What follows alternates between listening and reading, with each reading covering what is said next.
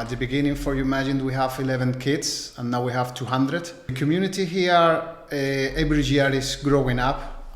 It's very good for the club that rugby is now a sport that everybody knows. I want to let all the people that rugby is an amazing and fantastic sport.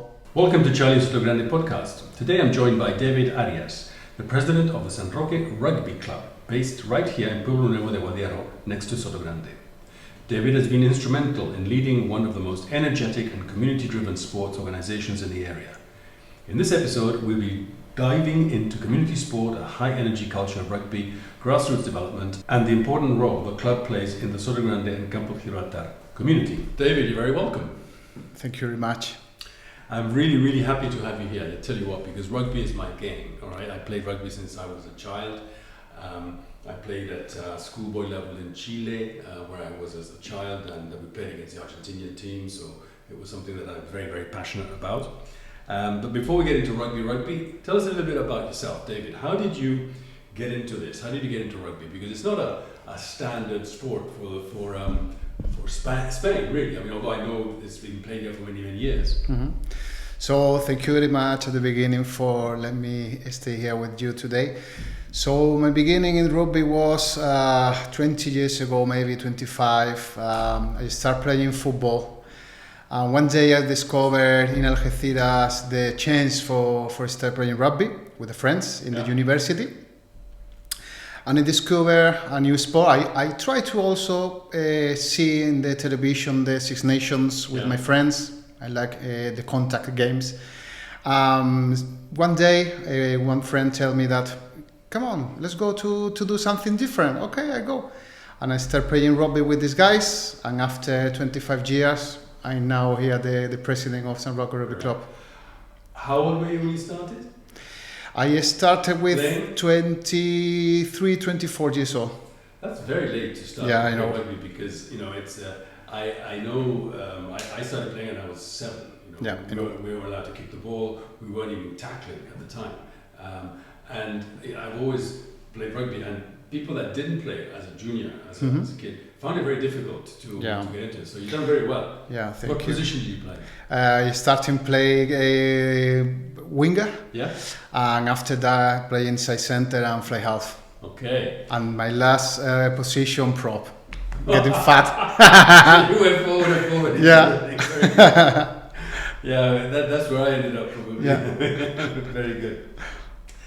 So that's amazing. For listeners who are listening, the community here of rugby, how big is it? Is it something which has grown over time? Can you just explain the development of the San Roque? At the beginning of the club, we started in 2010 with the club. At the beginning, for you imagined, we have 11 kids, and now we have 200. Wow. Yeah. The community here every year is growing up. It's very good for the club that rugby is now a sport that everybody knows. Everybody knows that we can play football here, we have basketball, we have tennis, golf, but also we have rugby. This is the principal intention of the club for trying to give the community other chance, other sport and values. And who do you play against? Because, if you go to Estepona, do they have a rugby club? I'm in Marbella. And Marbella, but Marbella? Yeah. Not Estepona? No. So that's the nearest Spanish club that you play? Yeah. Now here in the Campo de Gibraltar, the rugby is growing up also because we have for sure the Gibraltar club there, and they are playing rugby 50 or 60 years ago. Yeah. And also we have Algeciras start to working with the low categories. Mm-hmm. But the principal problem of rugby here is that in the Campo de Gibraltar we don't have a league. We participate in Andalusian Federation League. And each game that we need to play, we need to get a bus and maybe go to the nearest club is Marbella or maybe Puerto Santa Maria. Yeah, so that's a bit of a lot to go there. I mean, in England also they travel a lot, wherever they are. How did that popularity grow, do you think? Because is that because of the televised rugby that you see? It's got more and more here through digital means. In other words, I don't think the Spanish channels show rugby. They may show the international Spanish team, but not maybe the rugby. How did that grow? How did that? I know the Gibraltar influence, obviously, because you have Gibraltarians who like to play here as well. How did you think it took off here? I think, Charlie, the principal problem that we have here in Spain is that people don't see in television rugby. So the Spanish Federation now are trying to push in with the television for trying to get the chance for people have more games on television. Yeah. And for our club, when we started, we got the proposal to trying to, at the beginning, to introduce the rugby into the schools. Right. Because this was the way for trying to everybody knows rugby in the community. Yeah. And rugby into schools, was it accepted? Yes. So which schools do they we started with the 14 schools in San Roque. Yeah. And also we are trying now to put all our efforts to all the schools nearest the club. Okay. For example, the Sotogrande International School, Montessori also.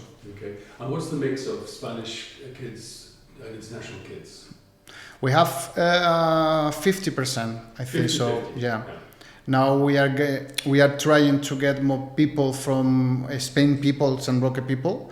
From Guadiaro, San Enrique, and also from this area, Pueblo Nuevo, we are taking a lot of kids. Right, and what is it that attracts them to it? I mean, I know it's a contact sport. It's unlike football, which is not a contact sport. It's a sport where you shouldn't have contact anyway.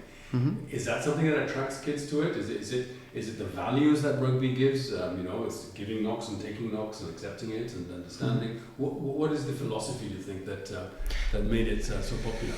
For us, I think that the more important thing is that the rugby values give to the kids and also to the parents. Yeah. This is the principal difference between other sports than rugby. We're trying to offer not only a sport, and trying to offer to the parents and to the kids a great atmosphere for everybody involved, enjoy, not only with the sport and only with the family atmosphere that you live when you are participating in the activities. Yeah. It's amazing because you have this huge tournament here that you have once a year. I've been seeing it twice anyway, maybe twice a year. We take over all the polo fields, and I don't know how many children, but not thousands, but many. 1,000 kids. Yeah. And how far afield do they come from for this tournament? For all the Spanish region. All of Spain. Yeah, all of Spain. All of Spain. This festival was done on May. It's international. It's a Spanish tournament, and all the teams and all the clubs are invited for the Spanish Federation. We was lucky because it was the first time that the Andalusian club organized this kind of festival or tournament. We have around 1,000 kids and 4,500 people in this tournament. Amazing. It's amazing, and that the parents bring them. They must stay overnight, so that's good. It costs money because you have to travel. You have to be sleeping somewhere. I saw mixed kids, girls, boys, playing together. Is there a certain rule there about? Was under 12 tournament. 12 you can mix. Yeah, we are trying this season to get the authorization and the permission for the Spanish Federation for try to organize the little ones for under 6 to under 10. This is going to be huge because we are maybe have 2,100 kids. So we are going to duplicate the people for this festival. We're trying now to get the authorization for the Spanish Federation and also trying to get this tournament together with the Town Hall of San Roque because without the support of the Town Hall it's impossible to do this kind of tournament. Very, very important. Yeah. I was astonished. I walked in there, I was like so happy to see this because, for me rugby has been very important and it's taught me a lot of values, a lot of, what it should be. But to see people that are traveling and so many there, the enthusiasm you had, You don't see that with football, or do you see that with football? No. You don't see it? No, never. Yeah? Never. And what's the difference? I mean, why do you think that? Is it because everyone looks at question. the big teams, the Madrids, the Barcelonas, the thing, and for this kind of activities are at the end of the season, and it's like a final tournament, and each club and each team think that is something special for the kids for finish the season. Yeah. So for them, for the club, for the kids, for the parents, are something like, hey guys, we have the chance for go, for example, to Sotogrande. Sure. We are going to enjoy the good weather. We're going to enjoy there with an amazing place, the fields. For example, Charlie, the people when coming here never think or never thought that we can have these amazing facilities for organize. Yeah, Because the biggest step or the big gap that the clubs have when they are going to try to organize this kind of tournaments is the facilities. Yeah. Because you need to have 4 or 5 pitches. For example, here in Spain, only Valladolid, the big city from rugby here in Spain, or Madrid, have the chance for trying to do that. Imagine for us, a little club in the south of Spain, pushing up to the Spanish Federation for say, hey guys, we have the people, we have the town hall, we have everybody ready for do that. Yeah. So it was amazing that when the people saw that, we received all the people with very happy, and we was very enthusiastic with the tournament. Yeah. What is the path for a child who gets into rugby? You said 6, very young. Mm-hmm. Then at school, perhaps they play rugby, but I don't know whether they do in the local schools. You're trying to get that happen. You then go to a club. What is the process? Because I mean, I can talk, say, for in Britain, you play rugby at school, right? Mm-hmm. There's some schools that don't play rugby at all, so you go to rugby schools. Then you go to maybe a county level if you're a little bit better, your county. Then it's all amateur, or it was in my time. At which point does it get professional? I'm not sure. And then you go into a club, which is senior, and then you train on a Wednesday, have a beer on a Thursday, play another team on a Saturday, and it's camaraderie. It's all that goes with rugby. It goes on and on. How does someone progress here? How do you get into the Spanish team? I mean, who's going now to the World Cup? Yeah. How do you get to that level? Finally. Yeah. Well, what is the path for somebody who wants to? The path for this is very, very difficult here in Spain.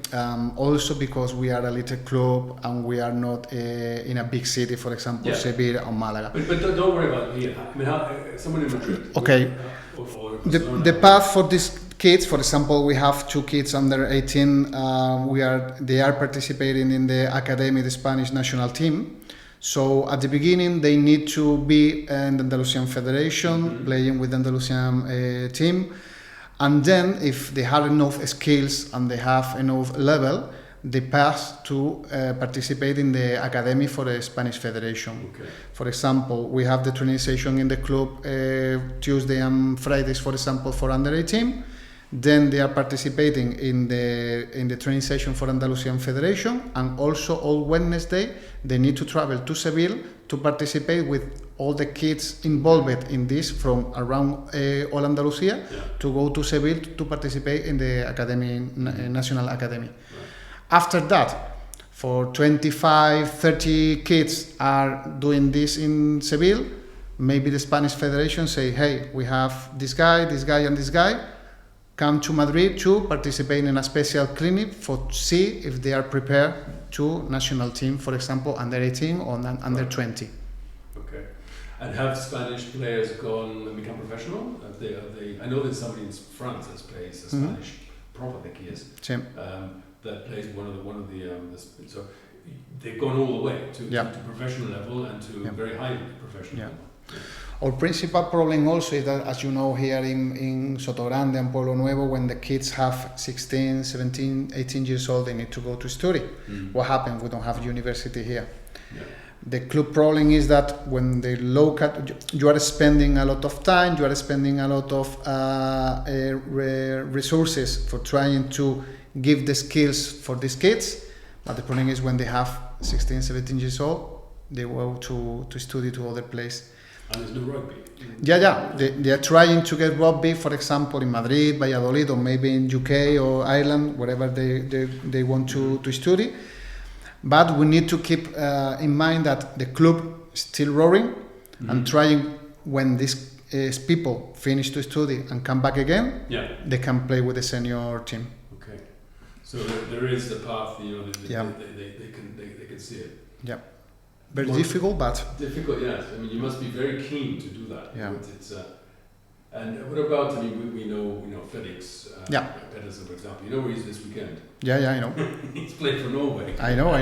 in It's amazing. Latvia or Lithuania, I don't know where he's going. Yeah. He told me there's been a lot of injuries, that's why he's going. But he plays here, okay? Yeah. He went to the international school. Yeah. He obviously likes the game. I think he went at university in the UK. He played for his university. He was very involved. You need people like that to come back and help and coach and everything else, because that must be one of the biggest issues. And I remember wherever I've been, I mean, I played in Mexico, I played in, South America, I played in, touring. Getting the coach and getting the people to organize everything is so important, because without that direction, it's difficult. Do you have qualified people here? Do you send people away to get qualified? Yeah. Yeah. How does the structure of the club work from that point of view? The school board of the club is the president, vice-president, secretary, administrative things, and then we have a big structure in the sport, like a sport director. Yeah. And under this sport director, we have the low categories academic coordinator and the academic coordinator, and also for the seniors. We spend a lot of money, a lot of time trying to do for all the coaches the course for the official coach for the Spanish Federation and Andalusian Federation also. We have 26 coaches with the license like a coach. Where? In a club, yeah. Wow, that's very good. Yeah. 26 coaches. Yeah. For this season only. Yeah. We had in the 15 years of the club maybe 100 coaches. Yeah. Now some coaches are not still doing the training session, but we change it. We have a lot of people that continue doing the coaching, but for example in under 10 we have 4 coaches. We have 40 kids. We need 4 coaches for under 10. Yeah. So we need a lot of coaches. We need a lot of coaches with enough preparation and enough knowledge of rugby for trying to get the best for the kids. Are these ex-players or are they... Not all. No? Just parents that just think they want to get involved? Sometimes the parents want to get involved because they love rugby. They want to spend time with the kids. Also we have sometimes some parents want to do the course, want to introduce. We're trying to get from the low categories at the beginning, under 6, under 8, for the trying to get the skills, the knowledge for trying to understand everything. And then, for example, like me, I started with under 6, passed to under 8, and now I'm in under 10. I'm not prepared, for example, for do a training session for the seniors, but for under 10 is enough. Okay. You've had some internationals coaching here. Yep. From Argentina, who's been here coaching with you? We have international coaches like Argentinian people, and also from Ireland. Ireland, yeah. Okay. Who are they? Names? Doesn't matter. Okay. Don't have to name them. It's just of interest. So a kid can go in there, train. If they play at school, even better. But if not, and develop themselves through the coaching system you have. And how many different teams do you have that play against different clubs? Is it? I mean, you've got a senior team. What's the structure there? For the low categories, from under 6 to under 12, they participate in like a concentration. From, for example, Seville organize one activity, and all the clubs from the occidental part of the Andalusian region go and travel there, and we play in one morning against Seville, Huelva, Cádiz, Puerto Santa Maria. This is for the under 12 to under 6. Under 14, under 16, and under 18, they participate in the individual league for Andalusian division, and they participate in the second division, the 3 categories. And now with the senior team, we are in the second division in Andalusian division. In Andalusian, we have 2 levels, the first level and the second level. We are in the second level. So for the senior team, for the rugby here in Spain, for us, could be very easy for trying to get in a future for the National League. Because in Spain, we have División de Honor, is the top division. The División de Honor B is the second division. And then you have the regional division in each different region in Spain. How many would be in that División de Honor? Would it be 12 teams? In the División de Honor, I think that we have 10 teams. 10 teams. Yeah. Okay. And then then be the main cities. Yeah. The main cities. Valladolid, Madrid, Valencia, País Vasco, and Barcelona. I think so. Yeah. Okay. And Seville? Seville also. Yeah. Sorry, Okay. Ciencias from Seville Right. participate in the top division. Yeah. Very good. Sorry for the short interruption. Just to ask anyone who loves my podcast, please can you subscribe, because it does help us grow the channel. Thank you very much. The facilities in Pueblo Nuevo, they seem to be getting better and better. You know, it's there's been you see the rugby posts, you drive past and people sort of double take and say, what's this? You know, we're in Spain, there's rugby that going on. You know, I think recently you've had some improvements made on the club. Those facilities belong to the town hall. The town hall, yeah. And tell me about the development of that. How has it always been there? Were you somewhere else? How does that work? The facility is owned at the town hall of San Roque. They support a lot of for a club. They're always trying to put the facilities according the needs that the club has. Okay. And the club also trying to get better, for trying to do the reparation, trying to painting, trying to put the clubhouse in order to the people stay in a comfortable place. So for us, it's very important that the town hall are spending a lot of money, a lot of time, and a lot of effort for trying to have, in my opinion, one of the best facilities for rugby here in Andalusia. So now, as you know, a lot of town hall are changing for the artificial grass, the pitches. So we are very happy that the town hall is still having the grass. So for playing rugby is very important, because artificial grass always is difficult, as a nightmare for the players after a game, included the low categories. And for us, we are very, very happy with the town hall support. Yeah. Are the pitches used for anything else? No, only for rugby. Only rugby. Yeah, I think that the town hall have a future. They are going to do athletic course. Athletics course. Athletic score in the future. We don't know if. But there is one there, no? There's not for national competition, only for race. Racing. Yeah. For racing. We don't know if we are going to do for this season, for the next season, but also if we have the facilities with more and more activities, is perfect. You don't play rugby year round, so the facilities are not being used in the summer. No one uses it, and that's when you have athletics usually in the summer season. I understand. What are the challenges you have? Hundreds, I'm sure, but. Good question. If you had a magic wand, what would you fix immediately? Charlie, good question. Now we are in a moment in the club that we want to starting to do a professional structure, because at the beginning of the club was very difficult, because a lot of people spending a lot of time for free, for you understand, for the club. It's an amateur game. Exactly. It always has been. Yes. We started with 11 kids. Now we have 400 families, 100 games for a year, 9 teams. Is a nightmare season. Okay. So now we are trying to put in order everything in the club with a big structure, professional structure. We're trying to get a community manager. We are trying to get a marketing plan for trying to get new sponsor involved with the club.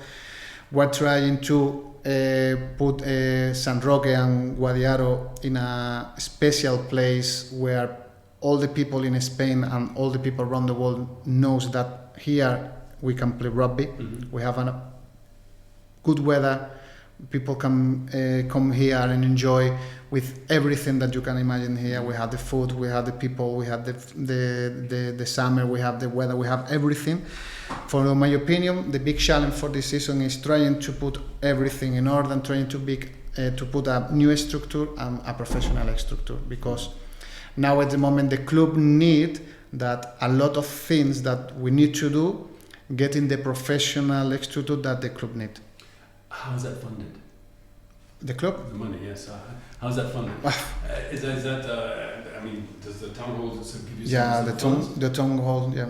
And I mean, we have three different ways to get money for the club. The town hall is our principal sponsor. Yeah. Also, we have the previous sponsors or people that want to give some money for the club for help for do some different things in the club. For example, we have a sponsor that are going to paint the post again for the clubhouse, and also the fees that the parents pay for the inscription for the kids. So you have an inscription. Yeah. Is that expensive? Is that no? It's 350 for each kid for a year, and included the kids, the insurance, the license, everything. Yeah. Okay. Presumably, is it like polo where you have to have an ambulance there when you're playing? Yeah. You have to have that as part of the, so you have someone to just... The Andalusian Federation is for Pelea match, it's obligatory to have a medic in the pitch. Yeah. But for us, it's very important to the people and the parents feel comfortable and think that we are not going to have only a medic in the match, and also we put an ambulance, because some games we have an incident with somebody break a leg, for example, and we need to have exactly.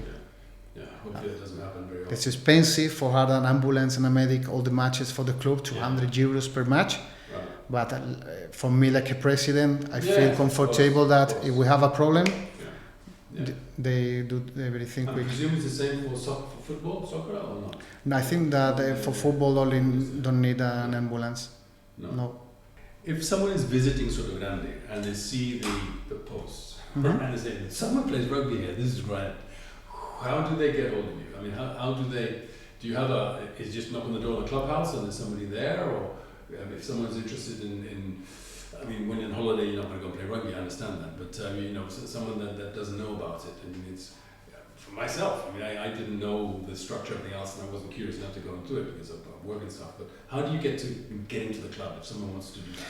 Usually people find out in social media, on our website, We have a banner publicity inside in the entry of the club. Yeah. And if you entry for your first time in the pitch, you can see the information or email address or website or social media. Yeah. A lot of people get information from there. Obviously, the principal part that the people get information if somebody have their son in the club, start talking, and it's very easy. So now we are trying to get more banners of publicity for trying to get more information for people. We are trying, Charlie, to get a new dossier of information and collaboration with the sponsors, because for us it's very important to create in the community the idea that, for example, for your business, if somebody arrived from UK want to buy a house, and also want that the kids play a sport, rugby, for example, we are preparing for next season a dossier with information with the onboarding. Okay. Hello, welcome to the club. This is the club, this is the history, this is our school of war, and also do we have this collaboration. So if you want to have information regarding you want to buy a house, you can have this information. If you want to contract an insurance, you have this information. So trying to do the facilities to the people that arrive here in Sotogrande to receive enough information for they can see that the community are working together like a business, like a sport, and like a social, everybody together. The sponsors you have are international, are very local. I know you have an insurance company. I know you got one of my competitors there. So it's a variety of different people. Was the initial contact a personal one because the individual liked the rugby? And that's probably how it first starts. It's. Oof. For me, I started learning marketing when I started playing rugby, and also like a president.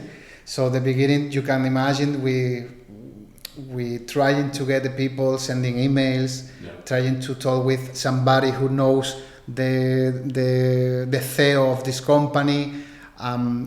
Step by step, we consolidate a big program, and with this information, we send to the sponsors, and everybody can see that all the club can offer for a new company that want to get involved into the club. So it's very difficult because, as you know, the sport, we have football, tennis, a lot of sport here.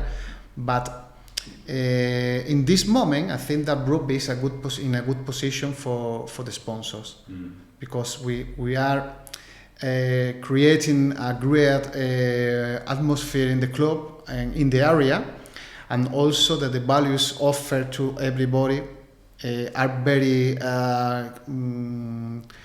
are together with the company. So the idea of the companies and the idea of the rugby values are the same, and for us are trying to get for this. Right, very interesting. The social side of rugby, of course, has always been, almost like a third half, as the French talk about it, the troisième temps, the third, you have a first, a second, and the third is the one where you go and drink, and the camaraderie, and all the knocks you've had on the field, they're forgotten, and it's just fun, and all of that. You have a clubhouse where you have that, you have a bar, and that's what happens. You don't go to some other special place. No, we organize everything there. Our idea at the beginning of the club was to have a place for play rugby and the same place for enjoy with the third half, and also when you are going to see a match, you can stay there drinking a beer, drinking a coffee, and trying to get part of the match. Right. This is very important, and as you know, for rugby, for the third half is another part of the match. So for us, it was very important. Have you gone to schools, knocking on doors, and presenting the rugby club? And, you do that with. And to all schools. I mean, it's not just the international school or the Montecalpe, everything. At the beginning, we're trying to starting from Algeciras to Estepona, but now we discovered that all the effort that we need to do is here in San Roque, because at the beginning we don't have enough players. We're trying to pick players for every city, and now our idea is trying to get the kids more close to the club. Because it are more easy for the kids to come along to do the transition, or maybe for the parents to not spend a lot of time driving from, for example, to Algeciras to here 20 or 30 minutes.